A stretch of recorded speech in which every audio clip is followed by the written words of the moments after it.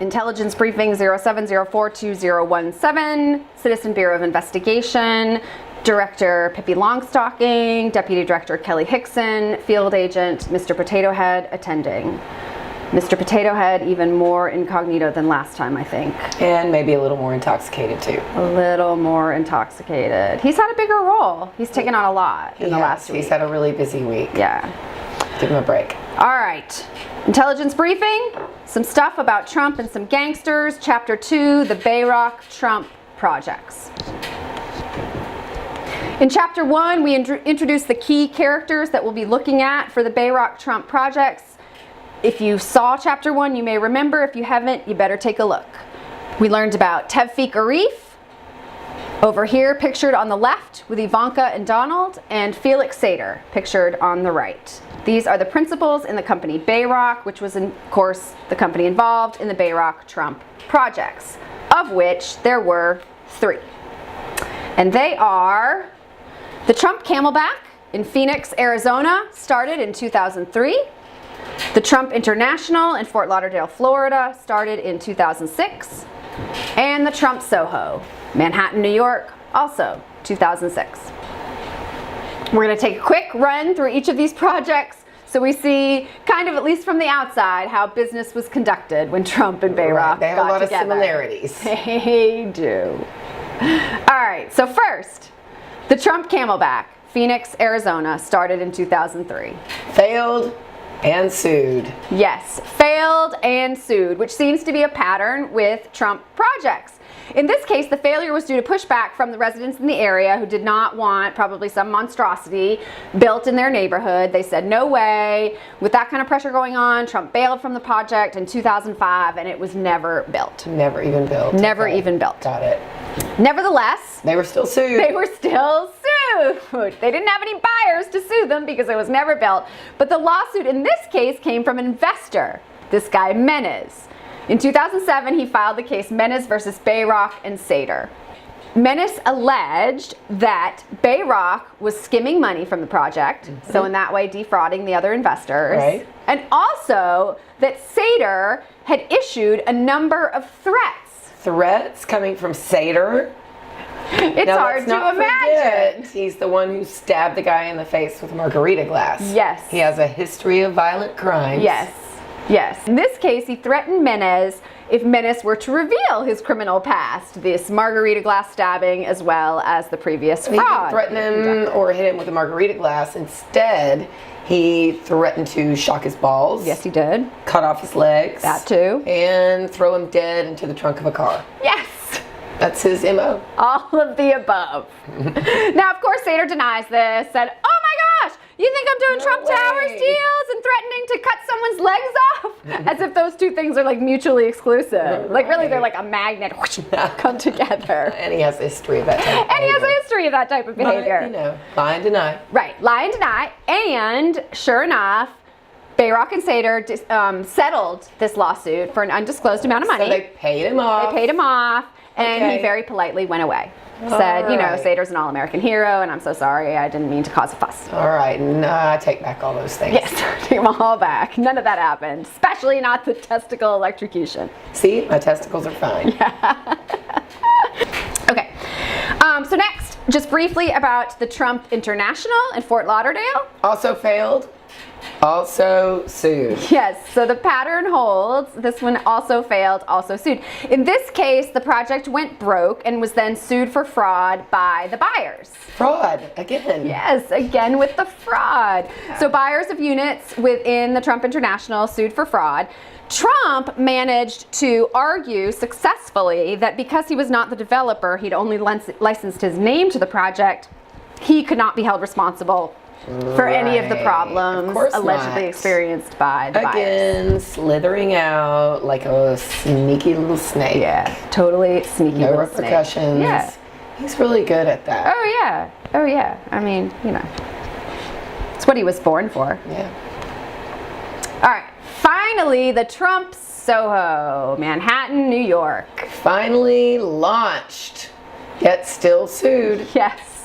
This one made it to launch, and these pictures are at the launch party in 2007. Trump there with his buddies. Arif and Sater in the obligatory gangster pinstripe suit. Right, they make a nice team. They do make a really nice team. Wait. But Trump says he doesn't really know these guys. No, he doesn't know them. He doesn't really do any business with any Russians. He doesn't do any business with Russians. What, are you crazy? He doesn't know them or do business with Russians. Somebody must have, Photoshopped that Maybe, or something? yes, Okay. could be, Right. probably.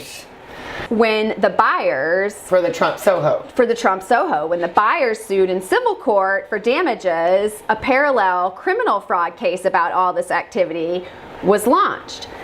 However, in this case, Trump settled. Trump and his co-defendants settled. So he paid them off. He paid them off, undisclosed amount, and as a condition of that payoff, they were no longer allowed to voluntarily assist in that parallel criminal investigation, and so that just withered away.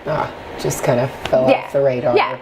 So, once again, Trump seems to wriggle off like the something snake he is. of a sneaky snake that he is. Maybe he had to pay a little money. Paid a little bit of money, but the criminal case went away. However, I still contend that karma will come around and bite Trump in the butt with the Trump Soho. The reason I think that is some other interesting factors in the Trump Soho project. Pretty much outlined here. And the first are the strategic partners involved with the Trump Soho. And of course, two of them are Bayrock and Trump himself. We know that. Right. And we also have this guy up here in the top left of the screen, Mr. Mashkovich. Back again. Yes. So if you watch chapter 1, you may remember Mashkovich is one of these Kazakh oligarch trio, the mafia state of Kazakhstan. Also a longtime buddy of Arif. Right. In Bayrock, which is probably why he ended up as a strategic partner in Trump's exactly. Yeah, certainly. Right. Secondly, we have the Sapir organization led by this guy here, Tamir Sapir, who is from the Soviet satellite Georgia. Not to be confused with Georgia Peaches or Scarlett O'Hara. Yes, Scarlett O'Hara. With God as my witness, I shall never go hungry again. You might just go hungry again if this dude stays in office. All right, so that's the strategic partners. The next thing that makes the Trump Soho interesting, or at least the time in which the Trump Soho was going on, is around that time is when this investment group, the FL Group, was brought on board. And this is an Icelandic investment firm. And there appears to have been a good bit of fraud involved in all... Shocker! You don't say. In all of the dealings of Bayrock with the FL Group. That's where a lot of the money laundering pipeline comes in, as alleged in 2 ongoing racketeering lawsuits against Bayrock. We've got Chris versus Bayrock, and we've got State of New York versus Bayrock. We'll talk about this a little bit more, in the next episode? In the next episode. Okay. Yes, we will deep dive into these 2 ongoing racketeering lawsuits, some very interesting allegations there, and allegations that seem pretty well founded. But for now, we are going to put together all of these pieces that we have talked about so far. Just before we do that, we're going to take 1 minute to clarify why we care so much about the Trump Soho. The main one. This is the big dog. That is the big dog. And the reason we care about it mostly is because it's probably the one that can bring Trump down. The other 2 Bayrock Trump properties are involved in all this stuff. Well, one was never built. Yes, exactly. And one was built, but he managed to get his name off of it and get out of the whole mix. Yes, exactly right. This one, he's permanently attached to. Exactly. So even though all the fraudulent activity that is alleged was going on with the package deal of Bayrock Trump properties, we care about Trump Soho. Okay, so with that said, here's our network diagram with our network nodes with Trump Soho squarely in the middle. In our last episode, we kind of looked up in this top left quadrant, looked at all those characters, we reviewed them again a little bit today. Talked about Bayrock, Arif, Sater. Yeah, Sater's weird connection with some of these other guys. Today we've talked about Sapir. We are going to fill in a few more names, a few more entities, and then connect the dots. My favorite part of this network. We're going to start by filling in a few more details about Tamir Sapir and also this other guy, Sam Kislin. So, gonna have a little side story here. It'll all tie back in. You'll be so happy we took this little side route. Yes. All right, Tamir Gotta see how Sapir. it all fits together. Exactly, like the pieces of a puzzle. Tamir Sapir is from the former Soviet Republic of Georgia. He immigrated to the United States and hit it big in New York City real estate. Maybe a little something in common with Donald Trump? Very much so, because much like Donald Trump, he is constantly being hauled into court. He's constantly they have being more in sued. common. More than in I even common, knew, yes. exactly, than just the New York City real estate market. All right. Then we've got this guy, Kislin, Sam Kislin. He's from Ukraine. And again? And in the late 90s and early 2000s, he spent some time selling mortgages to buyers of Trump Tower apartments. We all know the Trump Tower. Of course, very much so. We're paying so much money for people to live there. A big crowd of people mooned the whole building. Yes. Did you see that? Yes. Outstanding. I wish I'd been there. Yeah, we should see that again. Yeah, we should. Maybe. Maybe we'll show a clip See one that day on an episode. Many of the apartments that were sold by Kislin and others were sold to Russians, almost certainly the oligarchs, the mafia state of the various Soviet satellites. Right.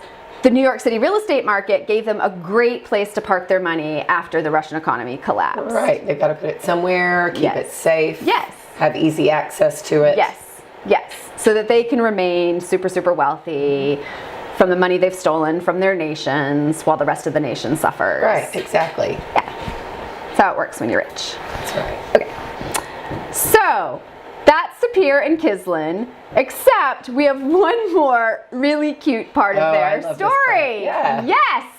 In the 1970s, these guys co-owned, when we were born. when we were little bitty kids, these guys co-owned an appliance store and sold 200 television sets to Donald Trump. Donald Trump. Donald Trump. Wow, they've come a long way, baby. Yes, they certainly have, and it's so From appliance interesting. salesman to Yes. Well, we've got Tamir Sapir, who has become a wealthy real estate mogul, and then we've got Sam Kislin, who has become a wealthy commodities trader.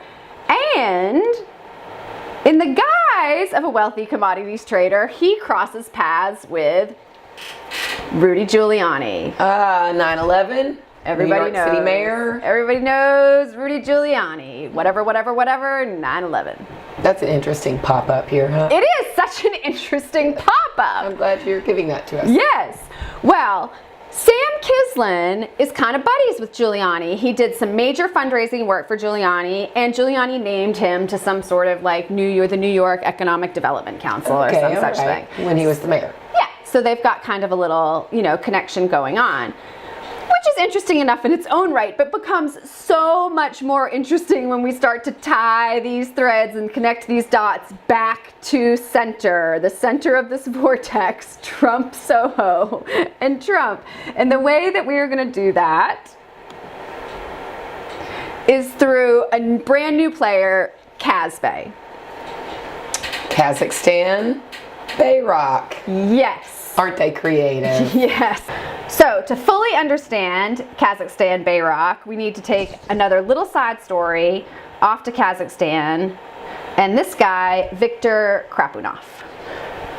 Yet another gangster from Kazakhstan. So we've got Arif, gangster from Kazakhstan, Mashkovitz, gangster from Kazakhstan, both strategic partners in the Trump Soho, and now we've got this guy who we're going to tie in to Kazbay, which is going to tie into the Trump Soho.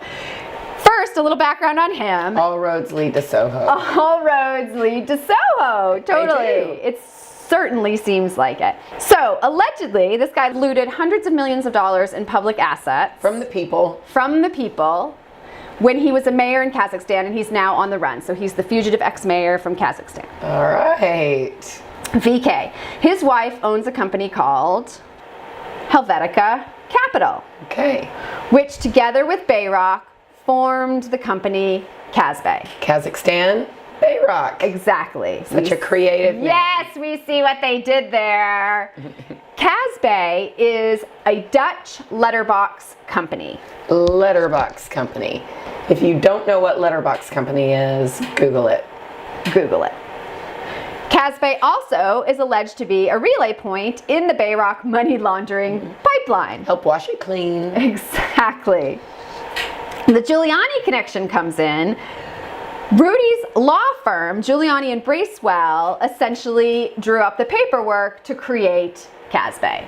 Right, so they helped them get it all set up legally. Yes, they helped them get their money laundering pipeline set up. Correct. Allegedly. Thank you, Rudy. Thank you, Rudy. Rudy Tooty. All right. Mr. Rudy. So, connecting those dots on our network diagram, we've got Bayrock and Crappy linking up to Casbay. Now, didn't he actually buy a condo in the Trump Tower? In Trump Soho. Trump yes, Soho. You are absolutely right. Okay. In 2013, he bought a unit in the Trump Soho. Do you remember how much he paid for it? Like $3 million or something. Yes, $3.1 million. Oh, you got a nice place. Yes, in 2013, so that's not that long ago Right. either. Not so distant past. Yes, and the last little dots to connect there, of course, Giuliani and Casbay. All right. Now, activating all network nodes. Everybody now back in full color. Connection We've made underway. Yes, we've made some of the connections, and the rest of them are ones we've kind of already talked about, either in the previous episode, mostly in the previous episode, some we've touched on again today, and we're now just going to connect those remaining dots as kind of a reminder and to put all the pieces together. My favorite part. Yes. All right. So first, we have the strategic partners in Trump Soho. We've got Mashkovitz, we've got Arif, we've got Sapir. So Mashkovitz and Arif are Kazakhstan connections, and Sapir from the Republic of Georgia. All right. So those are our strategic partners connected to Trump Soho, Kazakhstan gangsters coming out of the woodwork.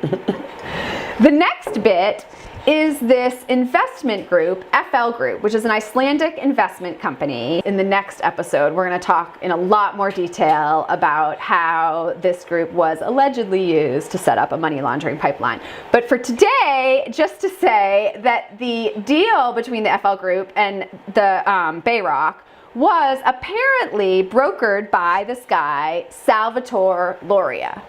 Now, this is the guy that frequently showed up at the Trump Tower with like a court-ordered ankle monitor on him, right? Yes, that's exactly right.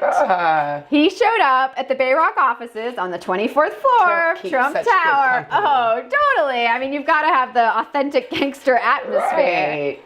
So he shows up with his court-ordered ankle monitor, which was ordered because he, like Sater, was a cooperating witness in that stock pump and dump scheme that Sater got collared for in 1998. Right, he got in trouble too. Yes, exactly. Okay. So this is an old guy from his old days of fraud, now committing allegedly new acts of fraud. Right, they have a history of being in cahoots and getting in trouble, and now they're back at it. Yes, and we talked a lot about that pump and dump scheme in chapter 1 if you missed it.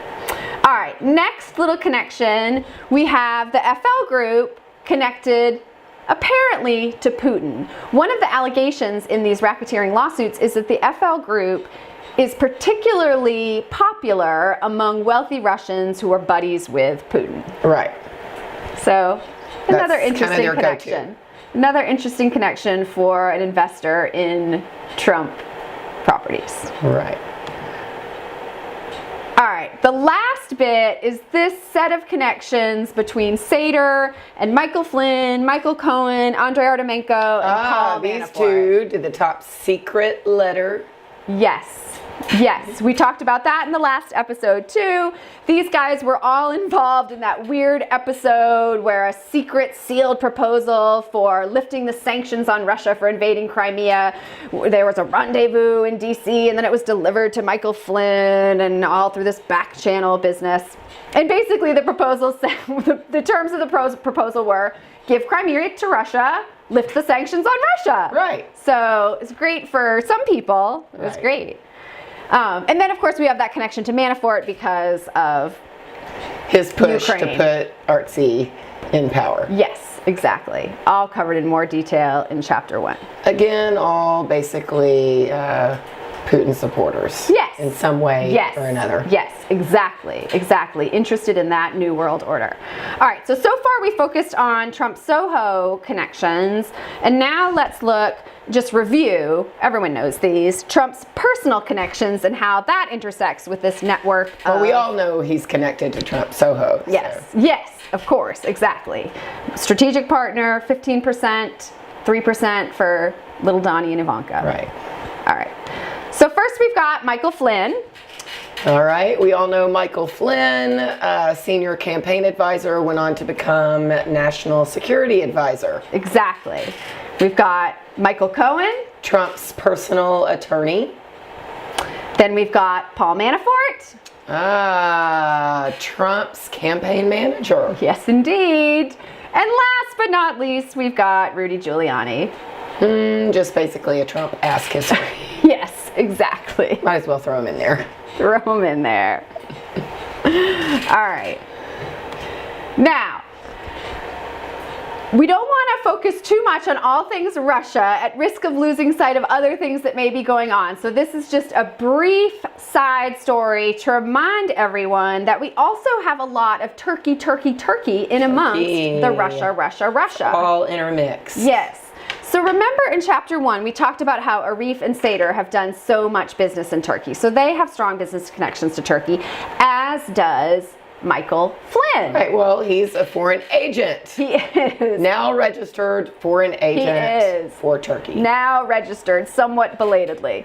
So a little bit of history of this, because Michael Flynn deserves a little bit of attention, especially his relationship to Turkey. All right. So Flynn is one of these people. Mike Flynn is one of these people who is completely out of his mind about Muslims. I mean, he's just lost the use of his mind. He actually said this. He did. He said this. Fear of Muslims is rational. To which I would hope that God might reply in some fashion such as, I think he would. fear just of like human beings is rational. Furthermore, Mike, you know how I feel about hypocrisy. Right. So he hates Muslims. Right. But their money spends. You know. Yeah. So he's he takes. working for Turkey. Yes. Their money apparently spends perfectly well, so he takes $500,000 from a Turkish client to lobby on behalf of Turkey here in the States. We should point out that in Turkey, 99.8% of people are registered at birth as Muslims. So it is a Muslim nation. Right. He's working for them. Yes. Yet he says that fear of them is rational. Yes. Yet he takes $500,000 to represent their interests in America. Yes. So which is it? Are they so scary, or are they your buddies? Right. And your partners and people for whom you advocate? Yes. It gets worse. And because what in the world could he possibly do for them as national security advisor? This is a very good question, especially when we consider that he did not register as a foreign agent, nor did he disclose this payment on his application for security clearance. Well, he wouldn't have been able to get his big job. Right.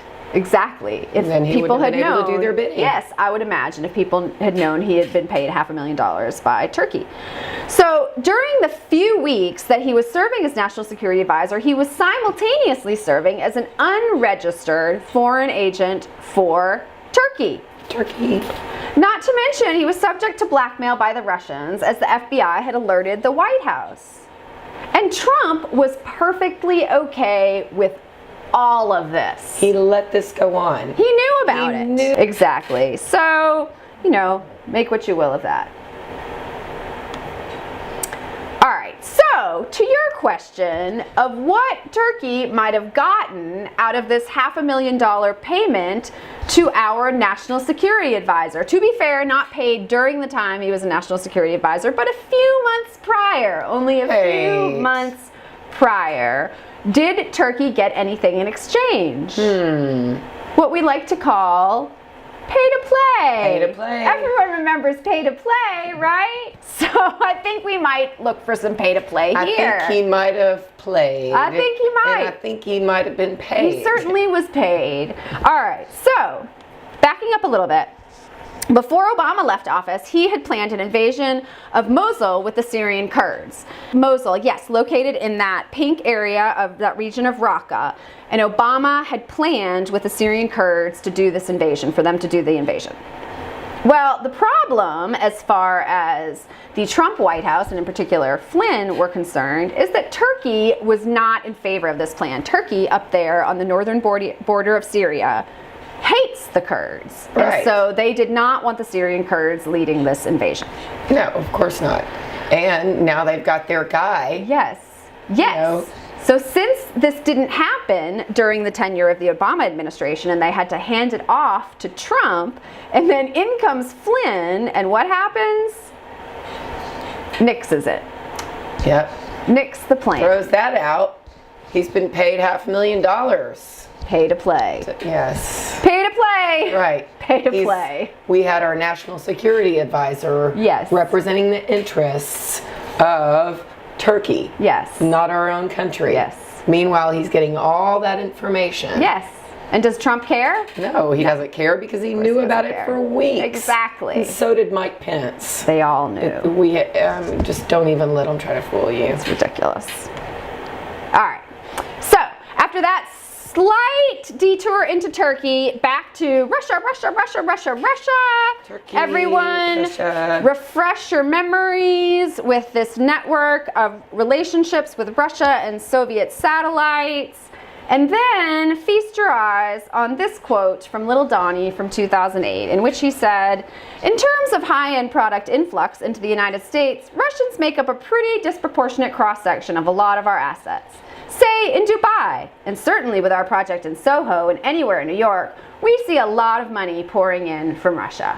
Little Donnie, in his own words, in 2008. In 2008, yes. Now, of course, since the Trump family is not necessarily known for their truth-telling, we have independently verified through this very intelligence briefing you received today that indeed a pretty disproportionate cross-section of their business flowing in from Russia. Right. And yet somehow in 2016 and 2017, they cannot remember Any of it.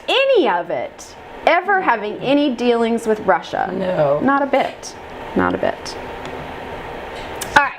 So that wraps it up for today's briefing. We've covered a lot of ground. We sure have. In our next briefing, we will focus on these two ongoing racketeering lawsuits. Yep. Chris versus Bayrock, State of New York versus Bayrock, alleging all sorts of racketeering practices by the Bayrock company with respect to the Bayrock Trump properties and how Trump may have been involved in all that. More dots to be connected. Trump Soho, baby.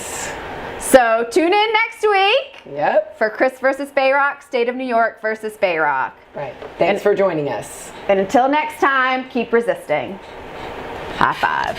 That's a wrap. That's a wrap. Ah, shoo. Oh my God, how did that get harder?